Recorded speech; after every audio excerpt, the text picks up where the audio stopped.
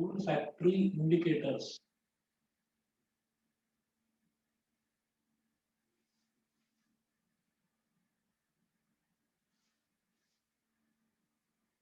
There are two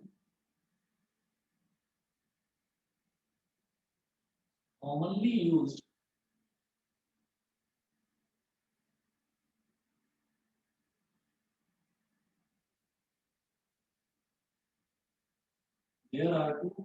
used olfactory indicators. First है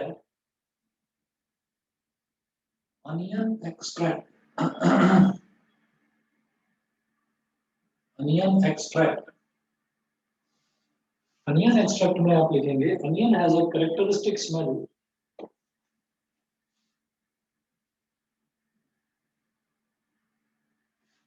Onion has a characteristic smell. Characteristic smell का मतलब ये है कि onion की अपने ही जैसी बिल्कुल एक अलग जो है स्मेल होती है.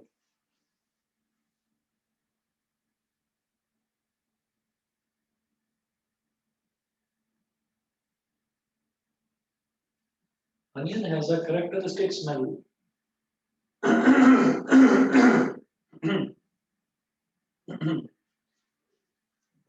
When a basic solution like sodium hydroxide solution,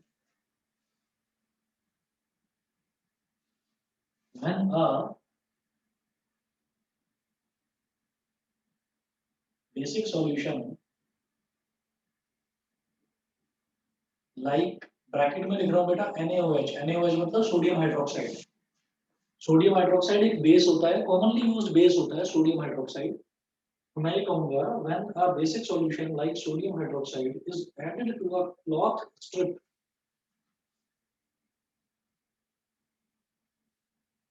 is added to a cloth strip,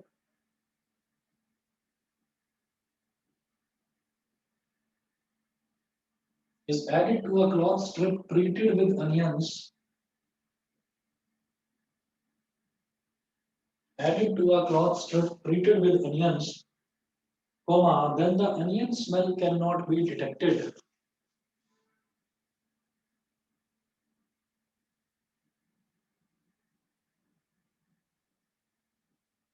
Then the onion smell cannot be detected. Full stop. On the other hand,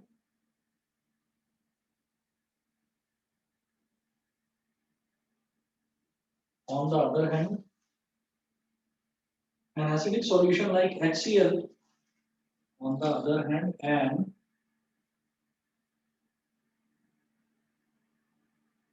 acidic solution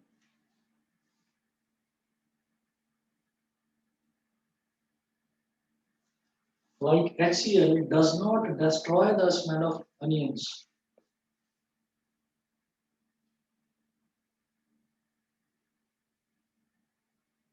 Does not destroy the smell of onions.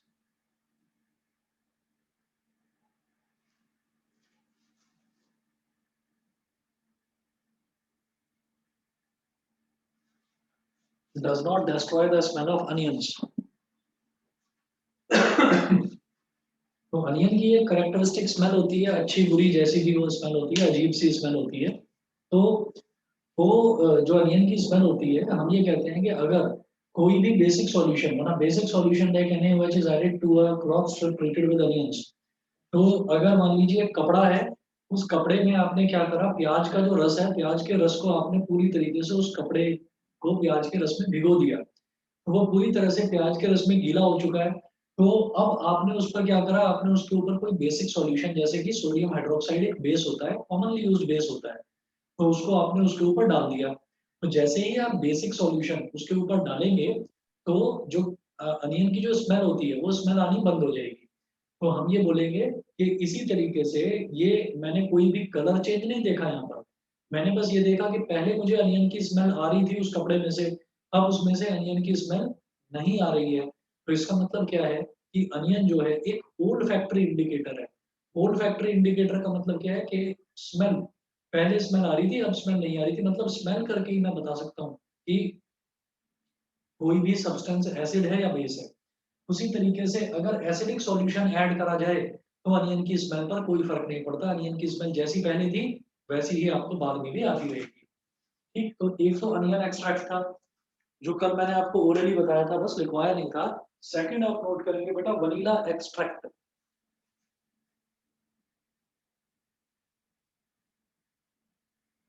Vanilla extract,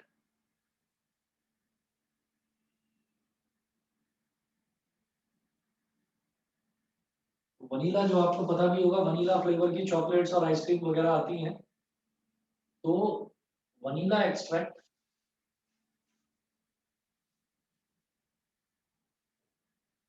vanilla has a characteristic pleasant smell. Vanilla has a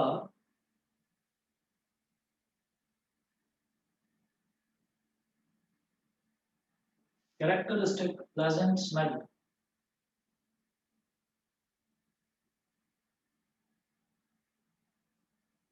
एक characteristic smell होती है, बड़ी अच्छी smell होती है vanilla की। Vanilla has a characteristic pleasant smell.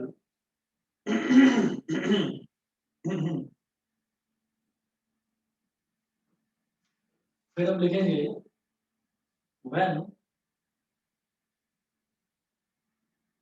a basic solution,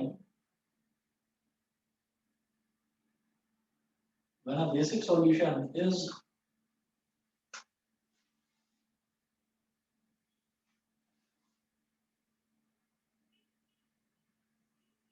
added to a cloth strip, is added to a cloth strip, when a basic solution is added to a cloth strip treated with vanilla,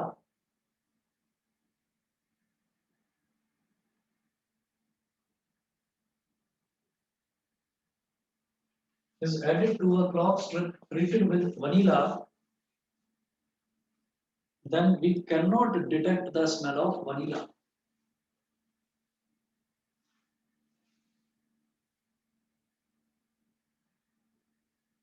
Then we cannot detect the smell of vanilla. अगर मान लीजिए एक कपड़ा है, उस कपड़े में हमने वनीला एक्सट्रैक्ट में उसको भिगो रखा है तो बड़ी अच्छी अच्छी उसकी स्मेल आती है।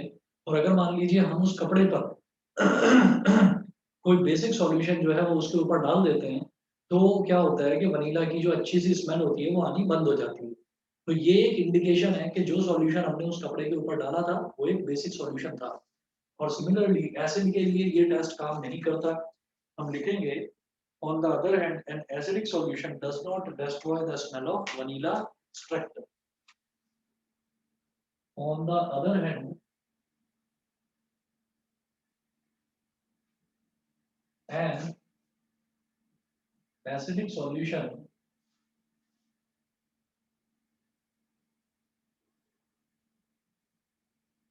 does not destroy the smell of vanilla extract.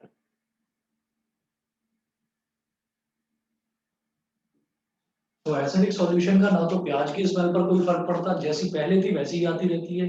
और एसिडिक सॉल्यूशन का ना ही वनीला पर कोई फर्क पड़ता, जैसी पहले थी वैसी ही आती रहती है। तो इसका मतलब ये है कि ये जो इंडिकेटर है ये एसिड के लिए अच्छा नहीं है, ये बेस के लिए बहुत अच्छा है। कि वनीला की बड़ी अच्छी स्मेल है, आपने कोई बेसिक सॉल्यूशन उस पर डाला तो वनीला की स्मेल आनी बंद। प्याज की बड़ी अजीब सी स्मेल होती है, आपने एक बेसिक सॉल्यूशन उसके ऊपर डाला, प्याज की स्मेल आनी बंद।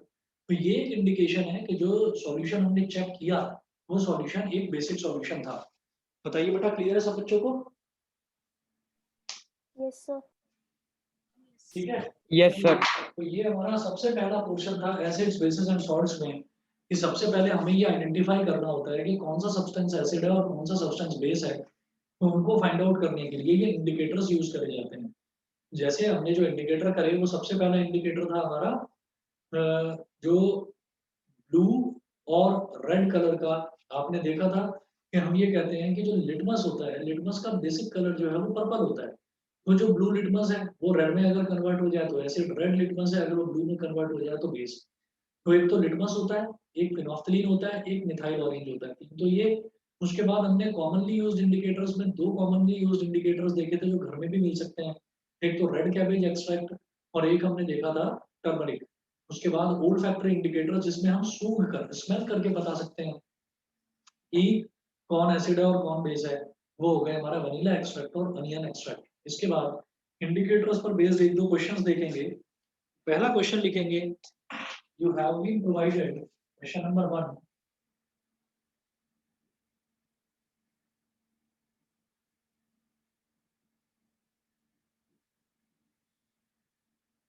क्वेश्चन नंबर नोट करेंगे, you have been provided with 3 test tubes. You have been provided with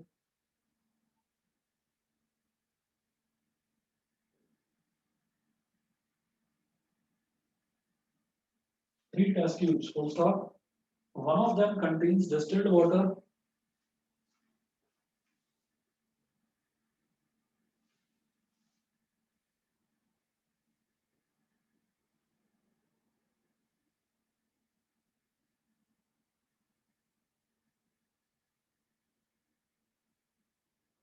You have been provided with 3 test tubes, full stop. One of them contains distilled water and the other two contains an acidic solution and a basic solution.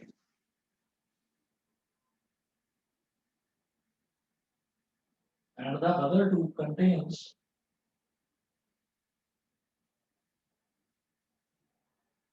an acidic solution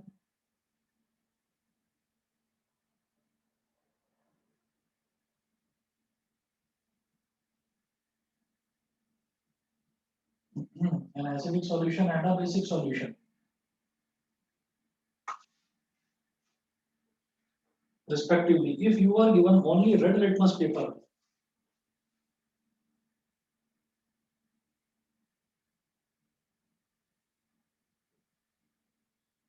also if you are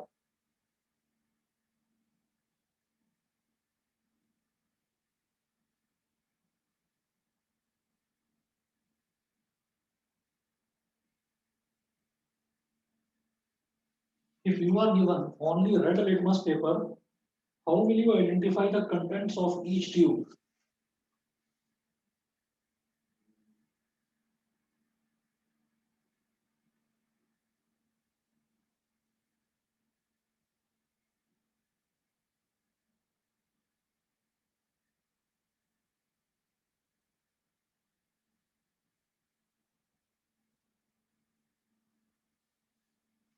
how will you identify the contents of each tube? तो आपके पास क्या है, आपके पास ना 3 test tube दे रखी हैं। एक test tube में तो डिस्टिल्ड वाटर है, प्लेन वाटर है सिंपल।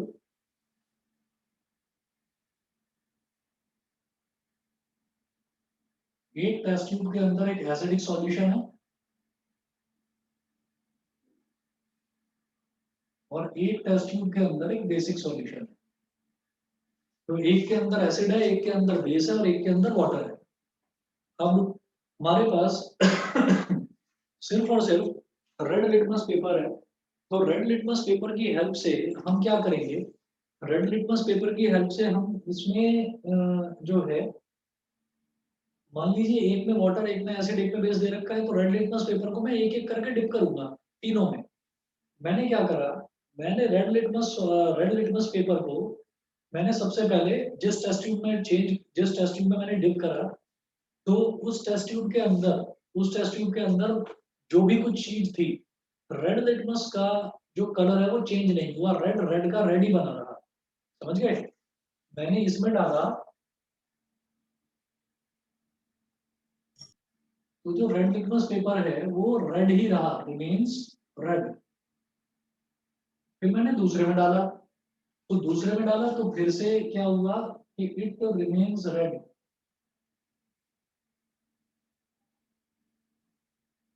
फिर रेड ही रहा। लेकिन तीसरे में डाला वो ब्लू हो गया। इसमें रेड रहा, इसमें रेड रहा। समझ रहे हैं?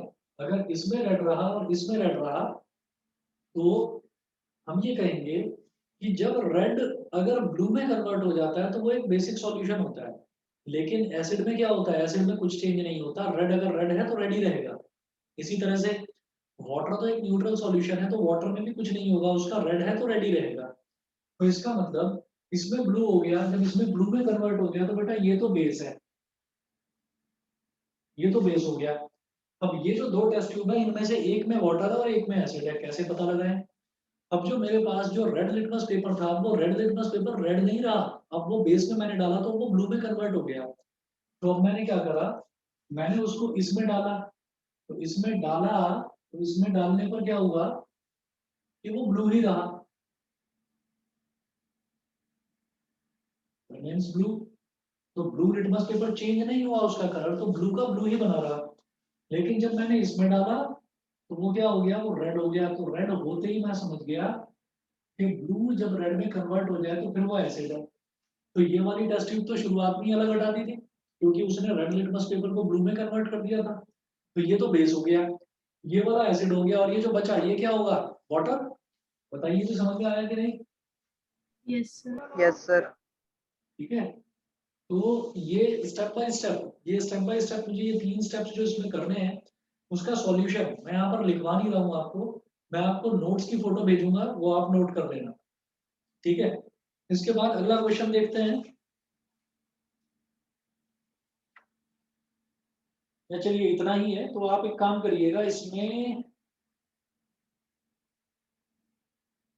पहले पॉइंट में 4 लाइन है, दूसरे पॉइंट में 3 लाइन है, और तीसरे में भी 3 है, 4 3 7 3 10।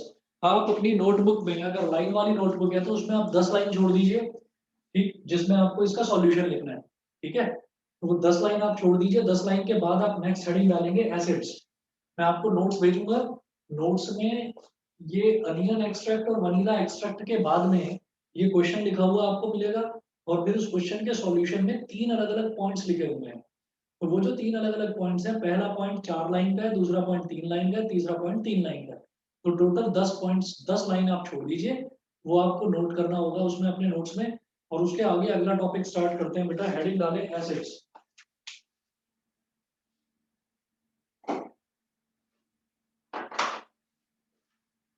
यहां पर लिख रहा हूं इस तरफ एसिड्स।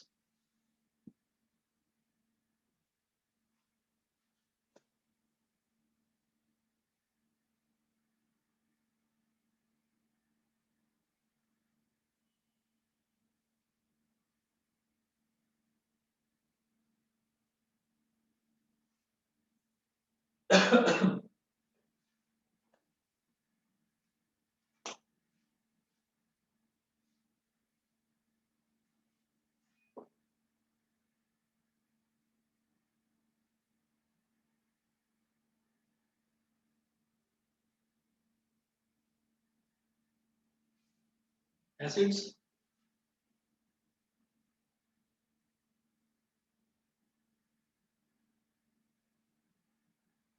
तो एसिड्स की जो बेसिक डेफिनेशन है सबसे पहले वही लिखेंगे। Acids are those chemical substances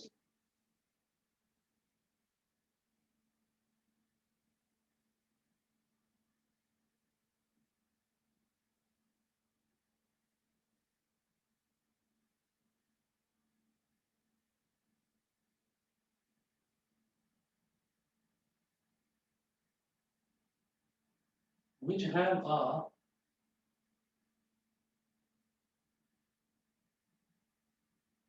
acids are those chemical substances which have a sour taste। उसके बाद आप नोट करेंगे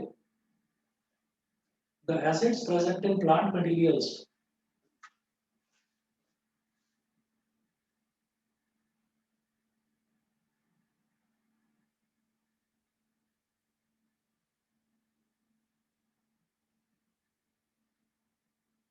the acids present in plant materials and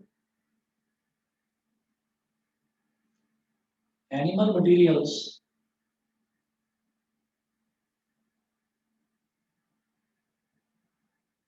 are called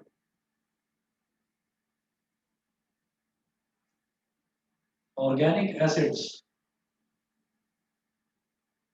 The acids present in plant materials and animal materials are called organic acids.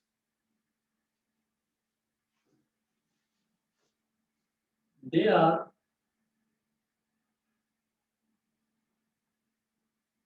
naturally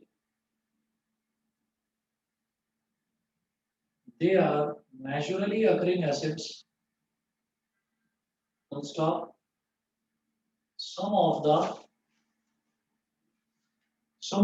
organic acids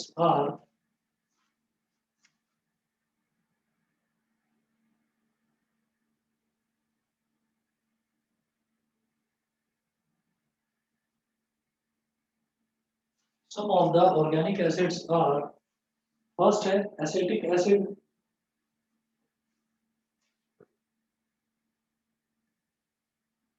ACETIC acetic acid. Acetic acid bracket में लिखे ethanoic acid.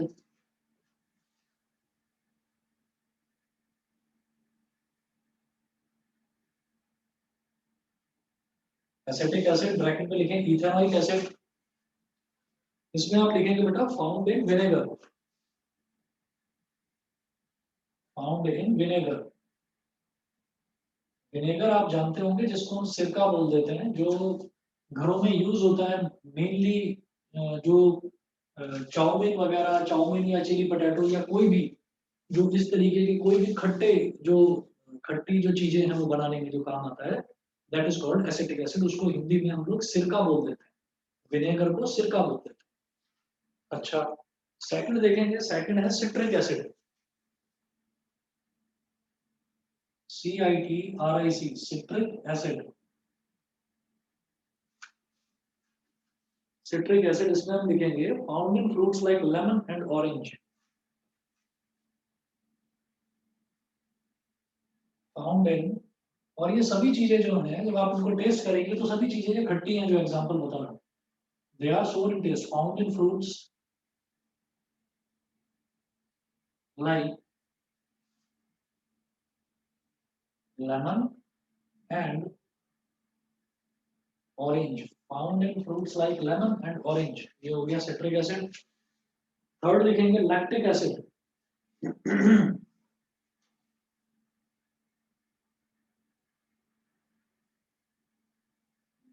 LACTIC lactic acid.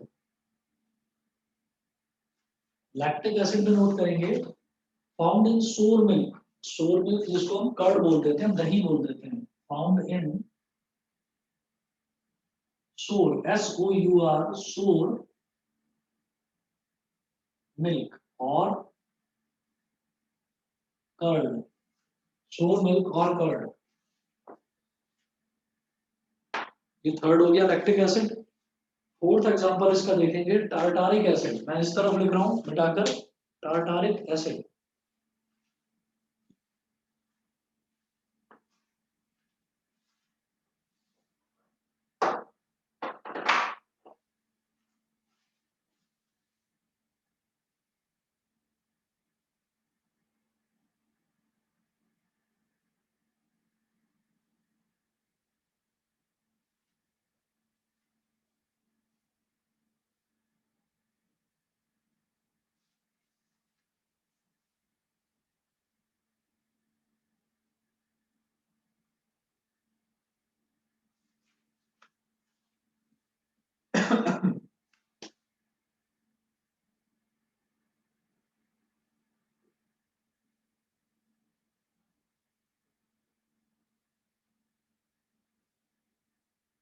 Tartaric acid found in tamarind and unripe grapes.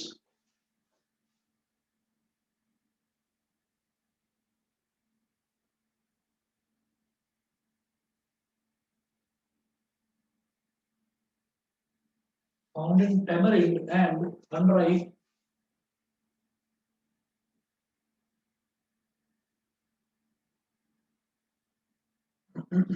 grapes. Tartaric acid जो ये कहाँ मिलता है? Tamarind. Tamarind यानी कि इमली में मिलता है, और अनराइप ग्रेप्स यानी कि कच्चे जो अंगूर होते हैं उसमें मिलता है.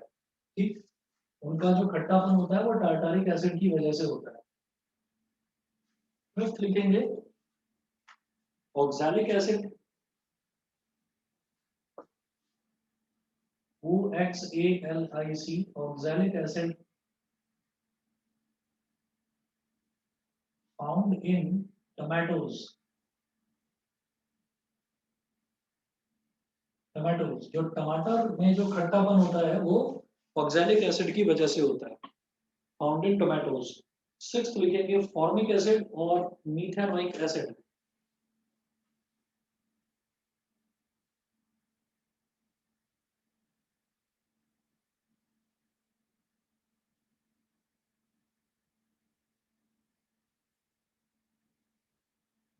फॉर्मिक एसिड और ब्रैकेट में methanoic acid.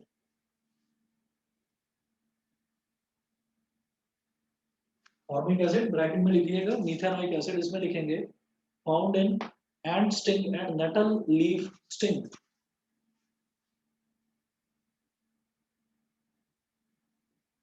Found in ant sting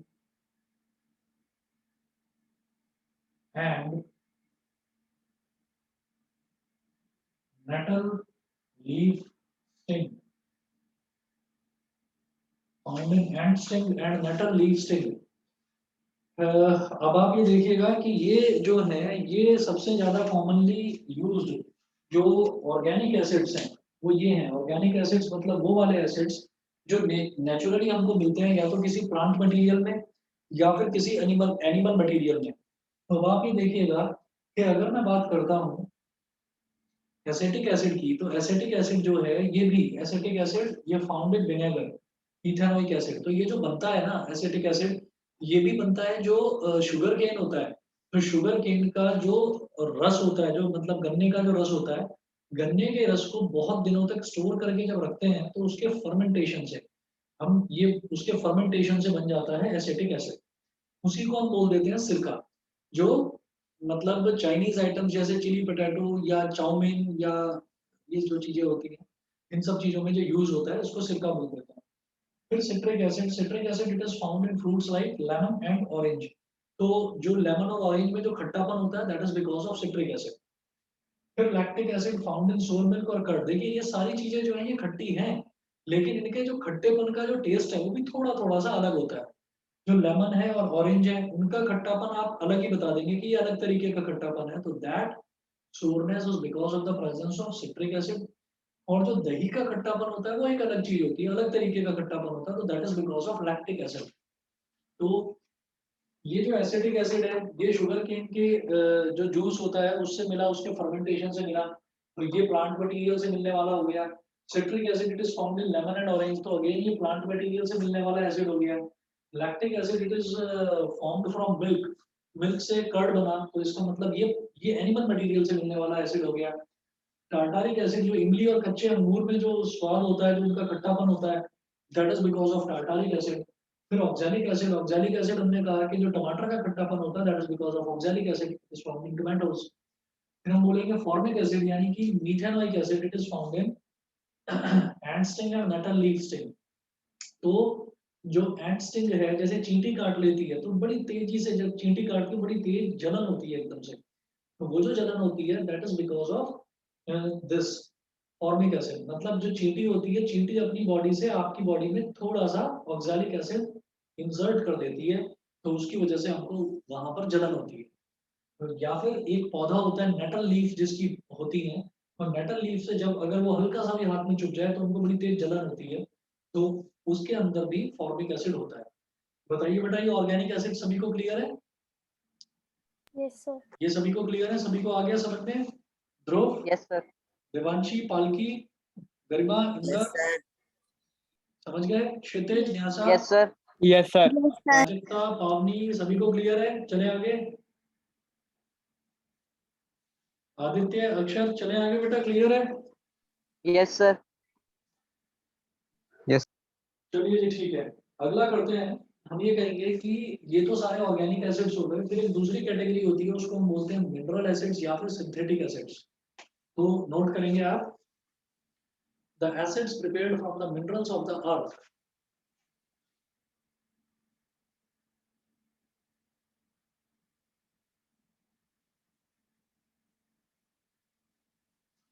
The acids prepared from the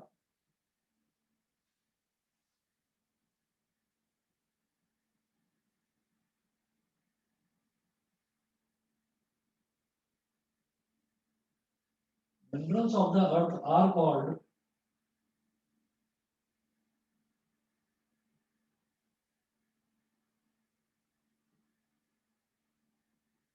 the acids prepared from the minerals of the earth are called mineral acids. ठीक है, बस बेटा 1 मिनट वेट करिए, मैं पानी पी रहा हूँ, फिर करता हूँ कंटिन्यू। फर्स्ट है hydrochloric. The three most commonly used mineral acids are hydrochloric acid, जिसका केमिकल फॉर्मूला होता है बेटा HCl हाइड्रोक्लोरिक एसिड। सेकंड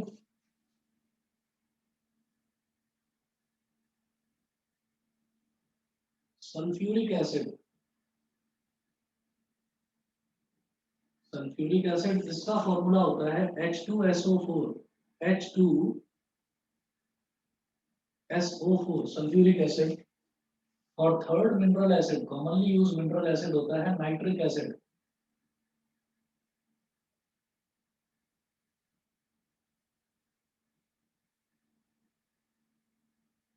इसका केमिकल फॉर्मूला होता है HNO3।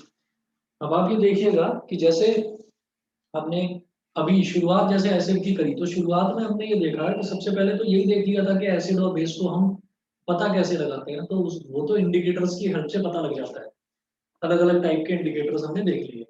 उसके बाद हम ये कहते हैं कि कोई भी एसिड जो है वो क्या मतलब होता क्या है एसिड, तो हमने कहा कि जितनी भी केमिकल सब्सटेंसेस हैं जिनका सोर टेस्ट होता है उनको एसिड बोलते हैं। फिर हमने एसिड्स को क्लासिफाई करा दो अलग अलग तरीके के एसिड्स में। एक तो हो गया हमारा ऑर्गेनिक एसिड्स, और दूसरे कैटेगरी हो गई हमारी मिनरल एसिड्स की। ऑर्गेनिक एसिड्स की मोस्ट कॉमनली यूज 6 टाइप्स मैंने आपको बता दी, और most commonly use mineral acids 3 तरह के हो गए, हाइड्रोक्लोरिक एसिड, सल्फ्यूरिक एसिड और नाइट्रिक एसिड। तो इसके बाद एक तो ये क्लासिफिकेशन हो गया कि acids can be classified into 2 types, organic acids and mineral acids. उसके अलावा भी हम क्लासिफिकेशन कर सकते हैं, नोट करेंगे, हेडिंग डालिएगा strong acids and weak acids. यहीं पर आप लिखेंगे strong acids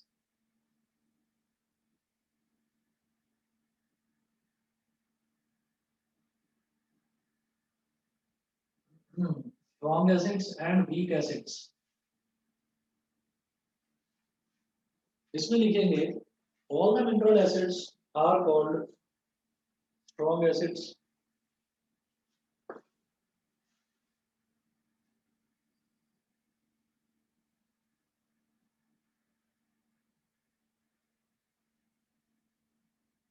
all the mineral acids are called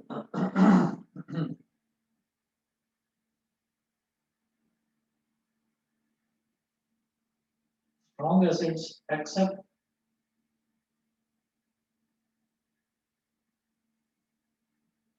carbonic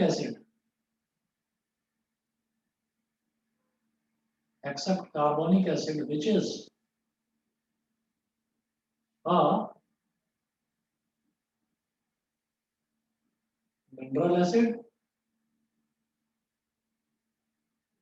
but a weak acid।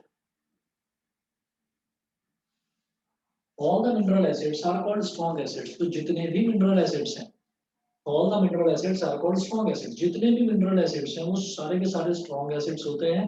लेकिन हम कहते हैं कि केमिस्ट्री में एक्सेप्शंस बहुत हमको मिलती हैं।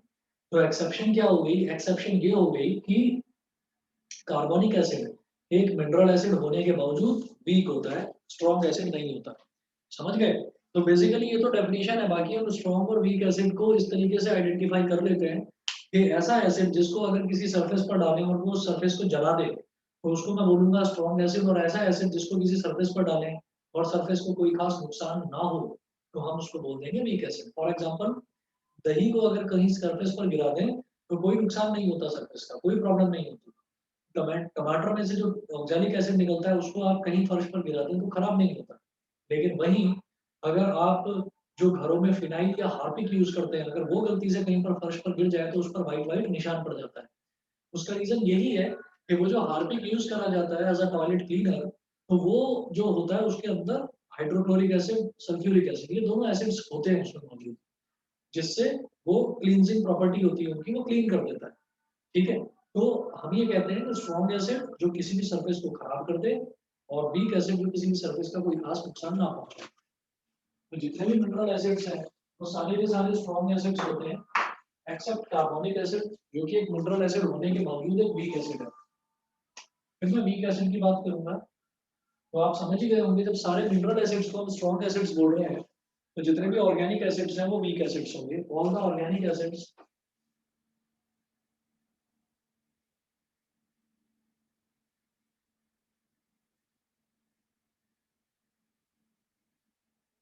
all the organic acids are called weak acids.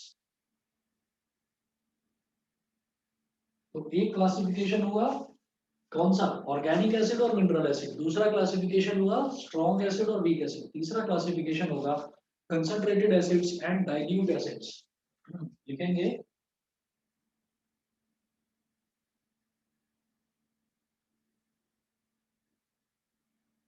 concentrated acids and dilute acids.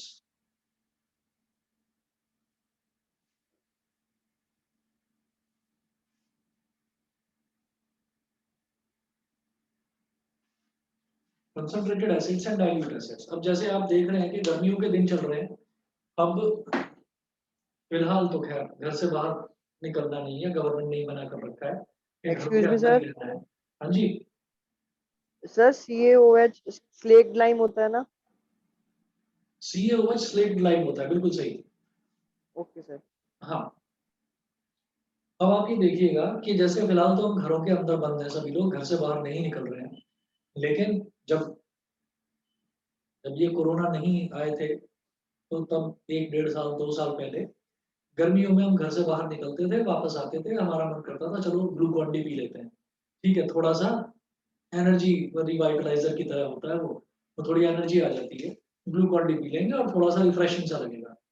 तो आप ये देखिएगा कि ग्लूकॉन डी जब आप पीते थे तो आपने क्या करा कि एक ग्लास में पानी लिया, ठंडा पानी लिया, उसमें आपने 1 चम्मच या 2 चम्मच ग्लूकॉन डी मिक्स कर दिया और आप उसको पी गए। अब आपने जब उसको मिक्स करा तो आपको लगा कुछ ना टेस्ट आया नहीं इसमें, तो आपने कहा कि चलिए मैं 1 स्पून और ऐड कर देता हूँ। 1 स्पून आपने और ऐड करा, तो 1 स्पून और ऐड करते फिर आप कहेंगे कि वाह भाई वाह, अब इसमें बहुत अच्छा टेस्ट आ गया।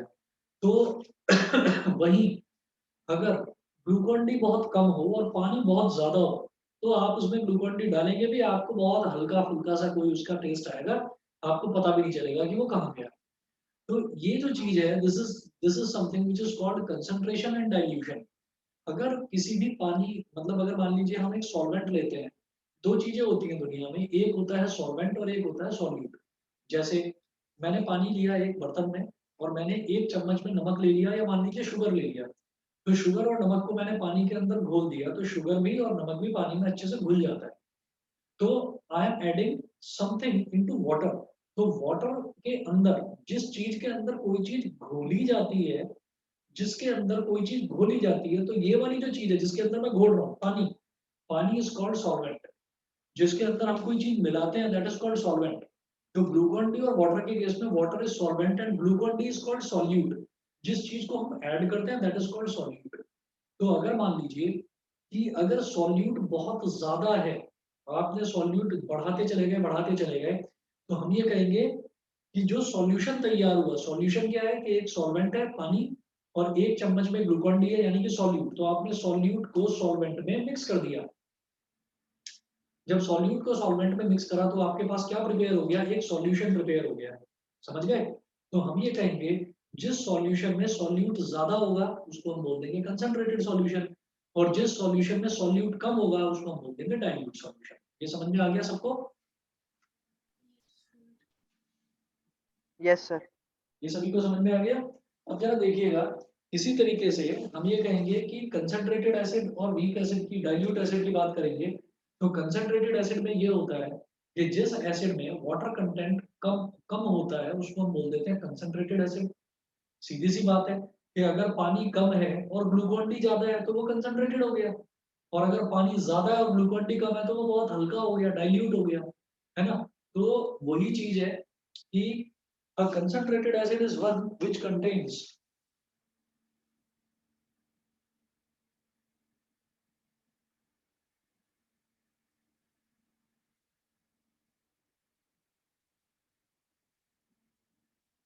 a concentrated acid is one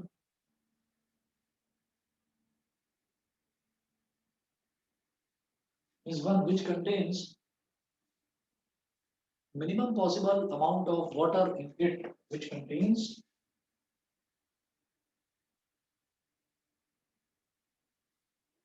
minimum possible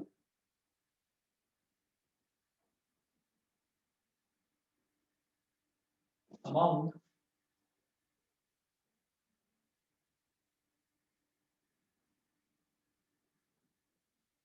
a concentrated acid is one which contains minimum possible amount of water in it. ये तो हो गया concentrated acid. Concentrated acid के बाद में बात करेंगे हम dilute acid की. इस तरफ लिख रहा हूँ, ये मिटा रहा हूँ इधर वाला.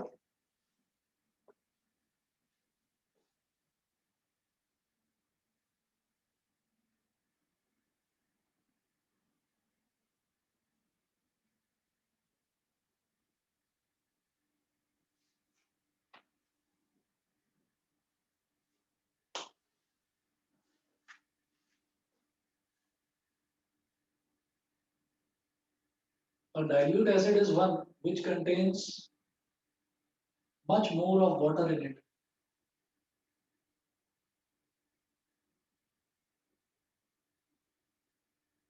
A dilute acid is one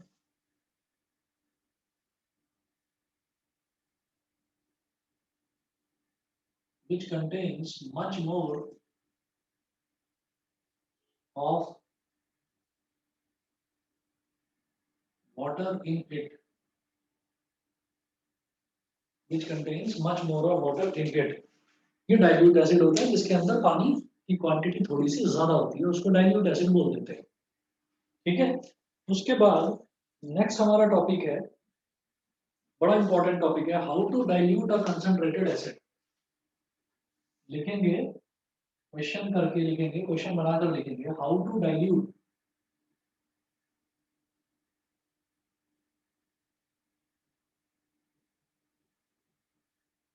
a concentrated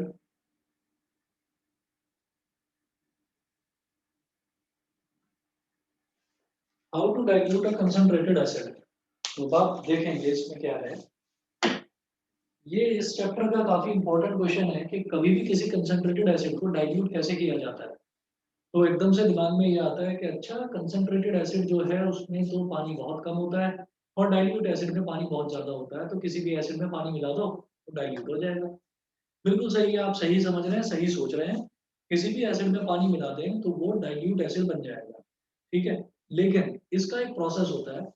हम सभी जब छोटे थे, अब आप सब बड़े हो गए हैं, 10th क्लास में आ गए हैं, तो छोटे थे तो अलग अलग तरीके की शरारतें, अलग अलग तरीके की खुराफातें दिमाग में आती रहती थी.